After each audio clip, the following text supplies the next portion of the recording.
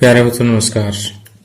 10वीं कक्षा के विज्ञान के पहले चैप्टर रासायनिक अभिक्रिया तथा समीकरण के सेकंड लेक्चर में आपका स्वागत है।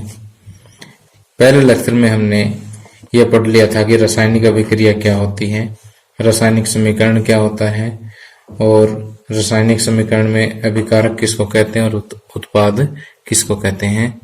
इसके अलावा हमने पढ़ा था कि रासायनिक समीकरण दो प्रकार के होते हैं, संतुलित रासायनिक समीकरण और असंतुलित रासायनिक समीकरण। संतुलित रासायनिक समीकरणों में मैंने बताया था कि ऐसा रासायनिक समीकरण जिसमें अभिकारकों और उत्पादों में प्रत्येक तत्व के परमाणुओं की संख्या क्या हो, समान हो। अर्थात प्रत्येक तत्व के जितने परमाणु अभिकारकों में है उतने परमाणु किसमें होना चाहिए, उत्पाद में होना चाहिए। तो ऐसा जो समीकरण है वो क्या है, संतुलित रासायनिक समीकरण। और असंतुलित में जस्ट आप समझ गए होंगे कि कम से कम एक ऐसा तत्व हो जिसके परमाणुओं की संख्या अभिकारकों और उत्पादों में बराबर ना हो, ऐसा असंतुलित रासायनिक समीकरण कहलाता है। तो हमें प्रत्येक रासायनिक समीकरण को संतुलित करना जरूरी है, होता है, आवश्यक होता है। तो यहाँ से एक बहुत ही इंपॉर्टेंट क्वेश्चन बनता है कि प्रत्येक रासायनिक समीकरण को संतुलित करना आवश्यक क्यों है। ओके, ये मैं समझाता हूँ आपको कि रासायनिक समीकरण को संतुलित करना क्यों आवश्यक है। कि देखिए, हमने 9th क्लास में एक नियम पढ़ा था, बिल्कुल आसान सा नियम था ये, द्रव्यमान संरक्षण का नियम। ये द्रव्यमान संरक्षण का नियम क्या कहता है कि द्रव्यमान किसी भी भौतिक या रासायनिक परिवर्तन में द्रव्यमान न तो पैदा किया जा सकता है और न ही नष्ट किया जा सकता है। कहने का मतलब ये है कि जितना द्रव्यमान अभिकारकों का होगा उतना ही द्रव्यमान किसका होगा, उत्पादकों का या उत्पादों का द्रव्यमान उतना ही होगा। ओके, क्योंकि द्रव्यमान संरक्षण का नियम क्या कहता है कि द्रव्यमान न तो पैदा किया जा सकता है और न ही नष्ट किया जा सकता है। तो जितना द्रव्यमान अभिकारकों का होगा कुल मिलाकर के, कुल उतना ही द्रव्यमान किसका होगा, उत्पादों का होगा।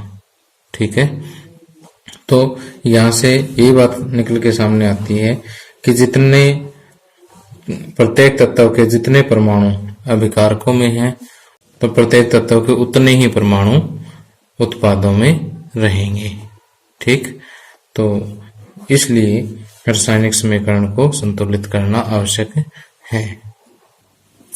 तो देखिए, यहाँ मैंने आसान सी भाषा में आपके लिए लिख भी दिया है कि द्रव्यमान संरक्षण के नियम के अनुसार किसी भी रासायनिक अभिक्रिया में द्रव्यमान का न तो निर्माण होता है और न ही विनाश। अर्थात किसी भी रासायनिक अभिक्रिया में उत्पाद तत्वों का कुल द्रव्यमान अभिकारक तत्वों के कुल द्रव्यमानों के बराबर होता है। या तत्वों के जब पदार्थों का भी शब्द यूज कर सकते हो। अतः रासायनिक अभिक्रिया के पहले और उसके पश्चात प्रत्येक तत्व के परमाणुओं की संख्या समान रहती है, इसलिए हमें कंकाली समीकरण को संतुलित करना आवश्यक है। ओके,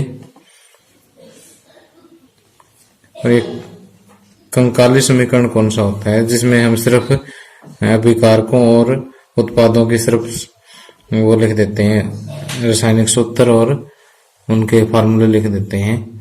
ओके, बिना बैलेंस किए हुए, ऐसा समीकरण जो है क्या कहलाता है, कंकाली समीकरण कहलाता है। अब अगला टॉपिक है रासायनिक समीकरण को लिखने के निर्देश।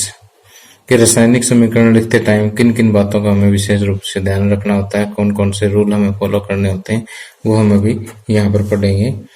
तो देखिए कि सबसे पहला जो नियम है कि पहले तो हम अभिकारक लिखते हैं, उसके बाद तीर का निशान लगाते हैं, उसके बाद हम उत्पाद लिखते हैं। और दूसरा है कि अगर अभिकारकों की संख्या 2 या 2 से अधिक है तो उनके बीच में प्लस का निशान लगा देते हैं। इसी तरह से उत्पाद भी अगर 2 या 2 से अधिक है तो उनके बीच में प्लस का निशान लगाते हैं। जैसे उदाहरण से समझाता हूँ, जैसे carbon plus oxygen gives carbon dioxide. तो यहाँ देखिए कार्बन और ऑक्सीजन दो अभिकारक मिल रहे हैं आपस में, तो यहाँ हमने प्लस का निशान लगा दिया है। इसी तरह से उत्पाद भी अगर दूसरा और होता तो यहाँ प्लस का निशान लगा के लिख देते। दूसरा नियम ये है। तीसरा ये है कि इसको संतुलित करना आवश्यक है, संतुलित करना है जरूरी। चौथी बात जो आपने ध्यान में रखनी है कि संतुलित करते टाइम आप यहाँ पर इनको आगे गुणा कर सकते हो, लेकिन किसी भी पदार्थ का यौगिक का आप सूत्र नहीं बदल सकते। ओके, नंबर पे मैंने आपको बताया कि हम किसी भी यौगिक का रासायनिक सूत्र जो है उसको चेंज नहीं कर सकते बैलेंस करते टाइम। फॉर एग्जाम्पल, जैसे मैं यहाँ पर एक उदाहरण लेता हूँ, कार्बन या फिर मैग्नीशियम वाला ले लेता हूँ। मैग्नीशियम को अगर हम जलाते हैं, मैग्नीशियम रिबन को, तो क्या पैदा होता है, MgO। तो आप यहाँ पर आगे मल्टीप्लाई करोगे कुछ ना कुछ, कि जैसे यहाँ 2 ऑक्सीजन है, यहाँ 1 है, तो मैं यहाँ 2 लगा देता हूँ। मैग्नीशियम 2 हो गया तो यहाँ 2 लगा देता हूँ। तो यहाँ पर आप मल्टीप्लाई कर सकते हो इसको। ऐसा नहीं हो सकता कि जैसे कोई बच्चा ऐसे करते हैं Mg + O2 गिव्स MgO, मान लिया उठा के इसी को उड़ा दे, सिर्फ ऑक्सीजन कर दिया, लो जी हो गई बैलेंस, तो ये काम गलत हो जाएगा। ठीक है, तो आपने ऐसा नहीं करना, किसी भी यौगिक का आपने सूत्र चेंज नहीं करना। इसको आगे मल्टीप्लाई वगैरह करके हीट एंड ट्रायल मेथड से आप इसको बैलेंस करेंगे, क्योंकि 10वीं क्लास में छोटे छोटे समीकरण हैं और वो छोटे समीकरणों के लिए हम हीट एंड ट्रायल मेथड का यूज करते हैं। और इसके अलावा जैसे अभी मैंने बताया था कि पदार्थ की 3 अवस्थाएं होती है मुख्य रूप से, एक ठोस, एक द्रव और एक गैस। अब कौन सा पदार्थ किस अवस्था में है उसको रासायनिक अभिक्रिया में दर्शाने के लिए ठोस के लिए उस पदार्थ के सूत्र के आगे S लगा देते हैं, द्रव के लिए L लगा देते हैं और गैस के लिए G। S for solid, solid means ठोस, L for liquid, liquid means द्रव, G for gas. Okay, for example जैसे ये वाला रासायनिक अभिक्रिया है, calcium oxide plus water. Calcium oxide ये चूना होता है, चूना आपने देख ही रखा है किस अवस्था में होता है, ठोस अवस्था में होता है। और पानी लिक्विड द्रव अवस्था में होता है। और कैल्शियम हाइड्रोक्साइड जो बुझा हुआ चूना है उसका पानी के साथ विलयन है, तो ये एक्वस जलीय घोल जो है उसके लिए हम, या जलीय विलयन के लिए हम AQ लगाते हैं। AQ for aqua, aqua means water होता है, पानी होता है। ठीक, और जलीय विलयन के लिए AQ लगाते हैं। ओके, तो इस तरह से हम विभिन्न पदार्थों की जो अवस्थाएं हैं उनको उन पदार्थों के आगे रासायनिक समीकरण में दर्शाते हैं। ओके, अब कोई भी अभिक्रिया किस तापमान पर होगी वो तापमान आप यहाँ पर लिख सकते हैं। और जो उत्प्रेरक हम यूज करते हैं वो भी आप तीर के निशान के ऊपर लिख सकते हैं। उत्प्रेरक क्या होता है? एक ऐसा पदार्थ होता है जो रासायनिक अभिक्रिया में भाग तो नहीं लेता, लेकिन रासायनिक अभिक्रिया की स्पीड चेंज कर देता है। स्पीड को फास्ट भी कर सकता है और स्पीड को स्लो भी कर सकता है। ठीक, तो ऐसा पदार्थ क्या होता है? उत्प्रेरक कहलाता है। तो उत्प्रेरक है, ताप है, दाब वगैरह जो है वो हम इस तीर के निशान के ऊपर लिख देते हैं। और अगर किसी पदार्थ में किसी रासायनिक अभिक्रिया के दौरान उसमें उत्सर्जित होती है, जैसे कोयले को आप जलाते हो, कार्बन डाइऑक्साइड बनती है और उसमें उत्सर्जित होती है, उसमें उत्सर्जित होती है तो यहाँ पर प्लस ऊष्मा कर देते हैं। और किसी को ऊष्मा की जरूरत होती है तो यहाँ माइनस ऊष्मा कर देते हैं। ठीक, प्लस की जगह माइनस ऊष्मा कर देते हैं। कि कई अभिक्रियाएं ऐसी होती है जिनको करने के लिए, जिनको कंप्लीट करने के लिए आपको ऊष्मा देनी पड़ती है। देनी पड़े तो यहाँ माइनस कर दो, और जिस अभिक्रिया में से ऊष्मा निकले तो प्लस कर दो। ओके, तो जो सारे पॉइंट मैंने आपको समझाए हैं वो इस तरह से मैंने नोट्स में बना रखे हैं। आप वीडियो के डिस्क्रिप्शन में जो है इन नोट्स का लिंक देख लें। जैसे उस लिंक पे आप क्लिक करेंगे तो ये पूरा एक वेब पेज खुल जाएगा मेरे ब्लॉग का। वहां से आप इसको रीड भी कर सकते हो और वहां से आप इसकी PDF भी डाउनलोड कर सकते हो। ठीक है, हमारा अगला टॉपिक है रासायनिक समीकरण की विशेषताएं। ये रासायनिक समीकरण जो है आपको क्या क्या जानकारी देता है, ये भी प्रश्न पूछा जा सकता है। तो यहाँ पर देखिए कि रासायनिक समीकरण की जो विशेषता है उसमें सबसे पहला है कि अभिकारक और उत्पाद के बारे में संपूर्ण जानकारी जो आपको रासायनिक समीकरण से मिल सकती है, जैसे अणुओं की संख्या, उनका द्रव्यमान आदि। फॉर एग्जाम्पल जैसे C+O2 गिव्स CO2, तो ये आपको बताता है कि कार्बन का एक परमाणु ऑक्सीजन के एक अणु के साथ मिलकर के कार्बन डाइऑक्साइड का एक अणु बनाता है। इसी तरह से अगर हम 2H2 + O2 गिव्स 2H2O अगर ये लेते हैं तो हाइड्रोजन के दो अणु ऑक्सीजन गैस के एक अणु के साथ मिलकर के, हाइड्रोजन गैस के दो अणु ऑक्सीजन गैस के एक अणु के साथ मिलकर के पानी के दो अणु बनाते हैं। ठीक। और इसके द्रव्यमानों के बारे में जानकारी की अगर हम बात करें तो हाइड्रोजन का परमाणु द्रव्यमान 1 होता है, 1 × 2 और 2 दूनी 4। ओके, 4 यूनिट हो गया। ऑक्सीजन का 16, 16 दूनी 32। ठीक, यहाँ यूनिट या AMU हम कह सकते हैं। तो हाइड्रोजन का देखिए 2, ऑक्सीजन का 16, 16 और 2 18, 18 दूनी 36 यूनिट। तो यहाँ पे द्रव्यमान संरक्षण का नियम भी आप कंपेयर कर सकते हो, 32 और 4 36 और इधर भी 36, यानी जितना द्रव्यमान अभिकारकों का है उतना ही उत्पाद का जो है कुल द्रव्यमान यहाँ पर है।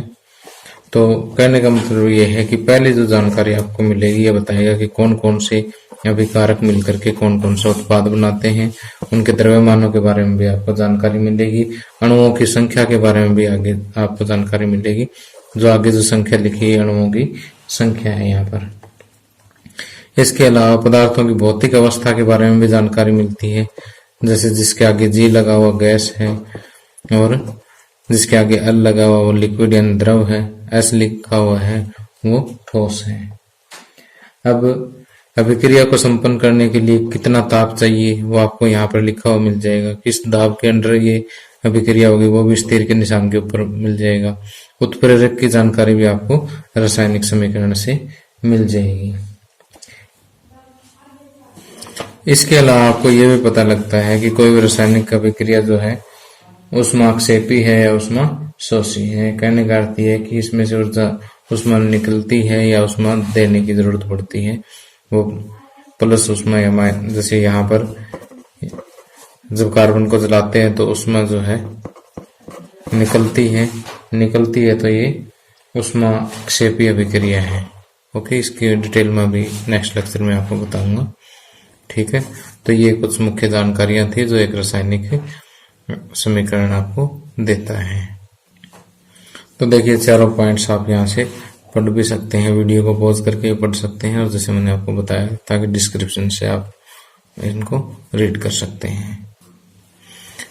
अब आगे एक बहुत इंपॉर्टेंट क्वेश्चन आ रहा है कि रासायनिक समीकरण Fe+H2O gives Fe3O4 + H2, इस समीकरण को जब आप संतुलित कीजिए तो देखिए कि आप इस एक क्वेश्चन को ध्यान से समझिएगा, उसके बाद जो है आप लगभग रासायनिक समीकरणों को संतुलित करना सीख जाएंगे। कि हमें दिया हुआ है Fe+H2O gives Fe3O4 + H2। अब देखिए वैसे सबसे पहली चीज आपने यहाँ पर क्या नोट करनी है कि सबसे बड़ा जो अणु है वो आपने देखना है, चाहे वो अभिकारकों में हो चाहे उत्पादों में हो। सबसे बड़ा अणु यहाँ पर आपको कौन सा दिखाई दे रहा है? Fe3O4। अब Fe3O4 में हाइड्रोजन और ऑक्सीजन को छोड़ करके बाकी पहले आपने बैलेंस करना है। हाइड्रोजन ऑक्सीजन सबसे लास्ट में करेंगे। तो पहली बात आपने क्या नोट करनी है? सबसे बड़ा अणु, ठीक, और उसी के हिसाब से बैलेंसिंग शुरू कर दीजिए। यहाँ पर सबसे बड़ा अणु आपको Fe3O4 नजर आ रहा है, तो यहाँ पर Fe के कितने परमाणु हैं? 3 है। तो ये 3 बैलेंस करने के लिए मैं यहाँ पर Fe के आगे 3 लगा देता हूँ। ओके, और उसके बाद बचेगा आपका हाइड्रोजन और ऑक्सीजन। इनको हम इकट्ठा बैलेंस करेंगे। तो यहाँ देखिए कि ऑक्सीजन कितने, 4, यहाँ ऑक्सीजन 1 और बाकी और कहीं भी ऑक्सीजन नहीं है। तो इस 4 को बैलेंस करने के लिए मैं यहाँ 4 लगाऊंगा, यहाँ 4 नहीं लगाऊंगा। यहाँ 4 लगाते ही तो इसका अणुसूत्र चेंज हो जाएगा, जो आप कर नहीं सकते। अब हाइड्रोजन देख लो, 4 दूनी 8 और यहाँ 2 है, तो यहाँ पर मैं 4 लगा देता हूँ।